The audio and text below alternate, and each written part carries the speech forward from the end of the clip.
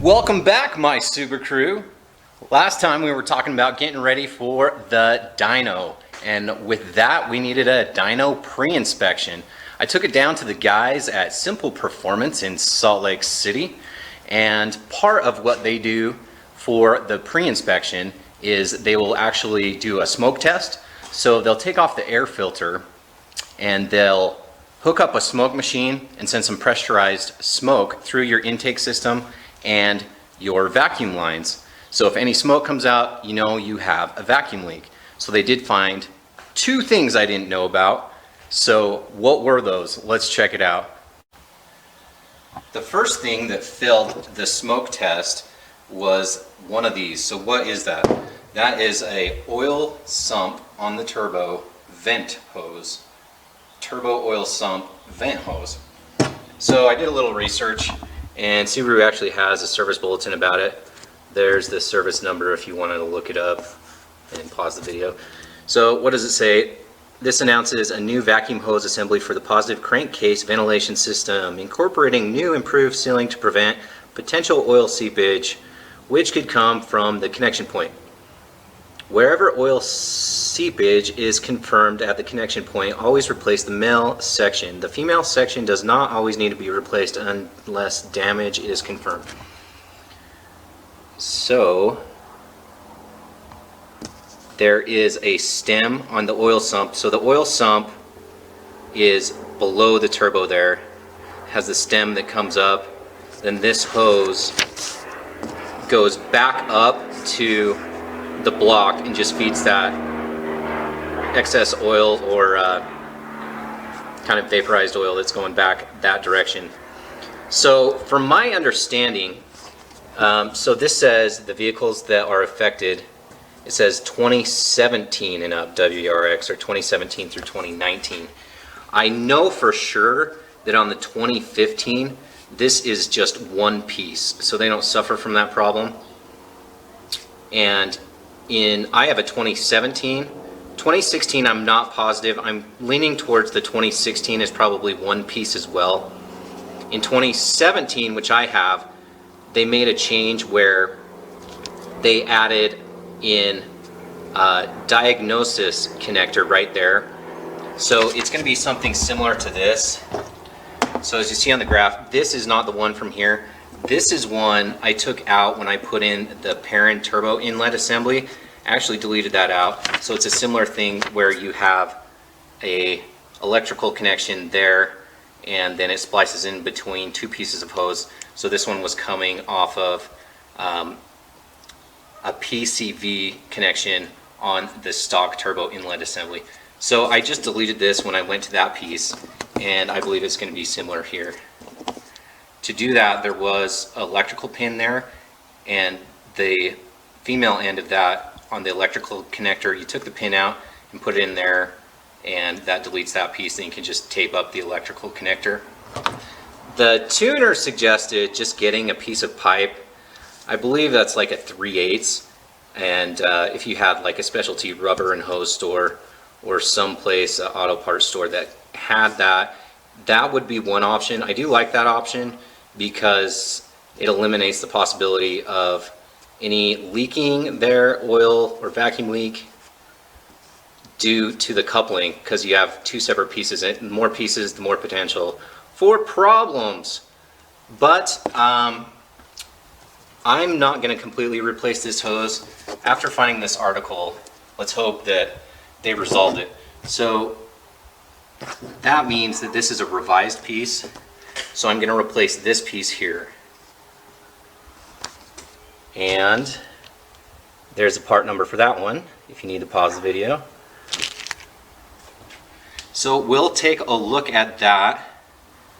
And when I did take a closer look, it was seeping some oil. It was pretty sticky and kind of gross. I've since cleaned it off. I degreased it and got it a little cleaner today. So let's see if we can get that replaced. If you like this sort of content and like 2015 and up Subaru WRX installs, browse through the videos on my channel, see if any of those videos interest you. Hit the thumbs up on this video. It really helps the small YouTubers be seen by more people. And subscribe. I'd love to have you here. All right, let's go check out that oil sump hose. So let's get a look of where those are at. So on this side, it's just going to be that lower one, the silver end there, going back into the block. Works its way down there. You can see the electrical connection on the top portion of that pipe. That was referred to as the female end. Then the other side that is on the turbo sump is going to be that one on the front, right there. Okay, there's a better look at it. So there's where it's returning back to the block. There's that plastic connector. So I did just clean this up. It did have quite a bit of oil seepage. It was a little nasty. I degreased it and sprayed it off. So that's how much room we got in there. See if I can reach that, or if I'm going to want to take off this radiator fan. Let's give that a try. Yeah, let's pull out this radiator fan. It's just two 10mm bolts. Then down here is an electrical connection right here. You'll just pinch on that tab, get that out. So this actually pulled off really easily. I didn't even have to remove this ear clamp.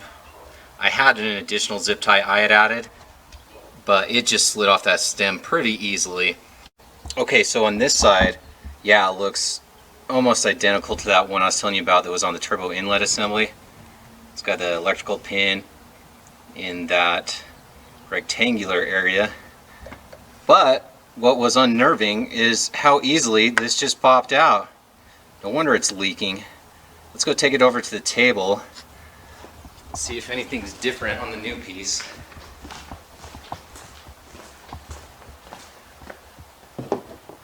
So here's the new one. Now has this black plastic fitting. Hopefully that seals a lot tighter. Once the piping is on this end, so that would be this piece, which they call the female side. So when I hook the new one back up, I'm also going to zip tie around there really tight. So hopefully this fixes it. If not, we might have to go to just replacing it with our own piping. But let's give it a try. I did talk to some people though on Facebook groups that had done this, and they said it did fix their problem with the newer design.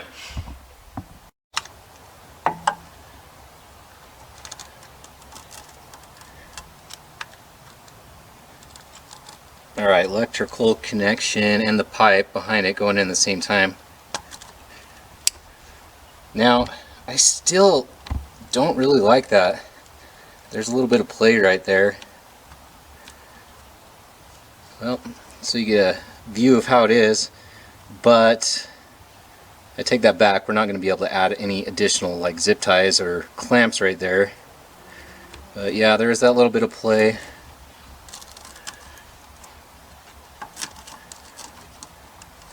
Then this goes back around here, back on the oil sump stem.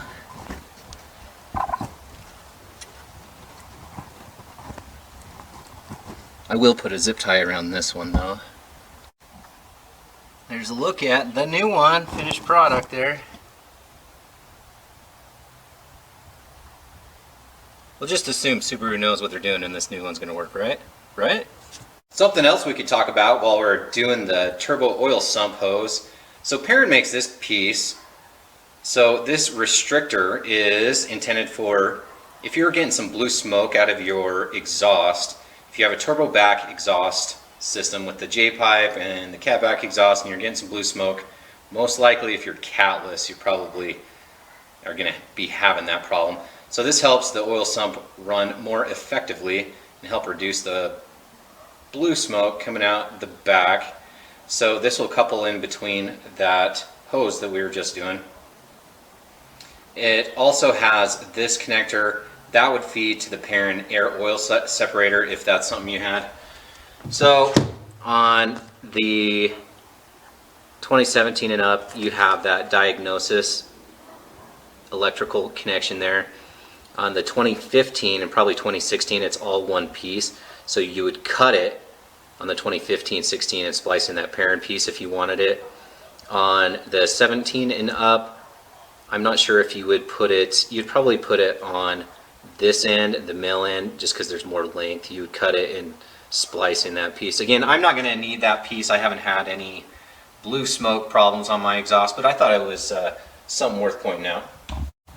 Okay, so there was 2 smoke leaks on the pre-dyno test.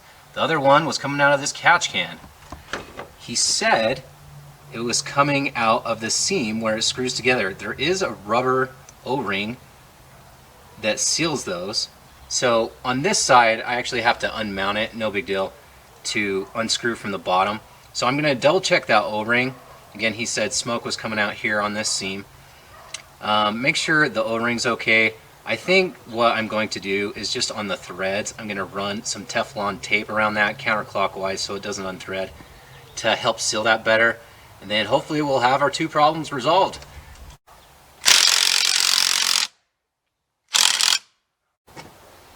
I mean, the O-ring looks fine. We checked these out last time. This driver's side was the side that wasn't hardly catching any oil at all.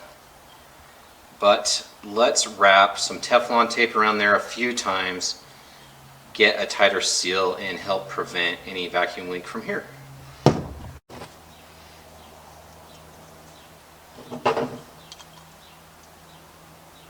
Alright, we'll go right about there above our O-ring.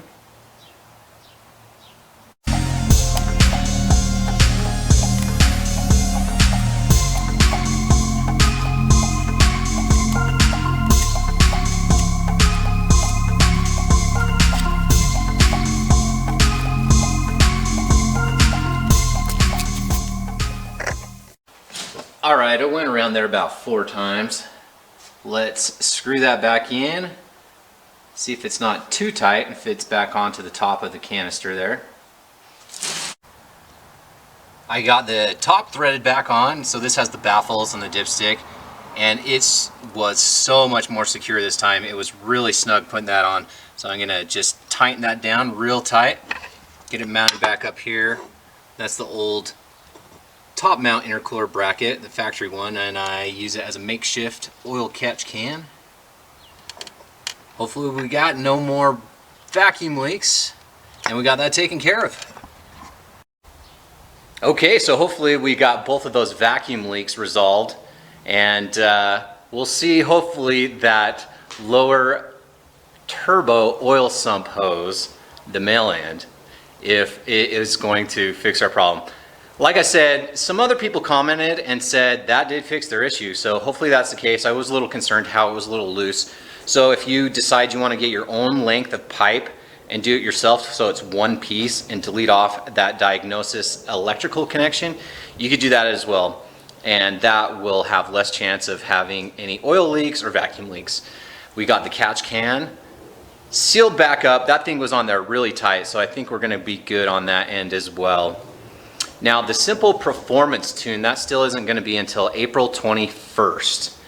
If you want to go someplace good, you're going to wait for it. I had been to those guys before in the past a few years back, and they're great. Really highly recommended in Utah. So we'll wait our turn, and you're not going to want to miss that. Thanks for watching my video. I appreciate it.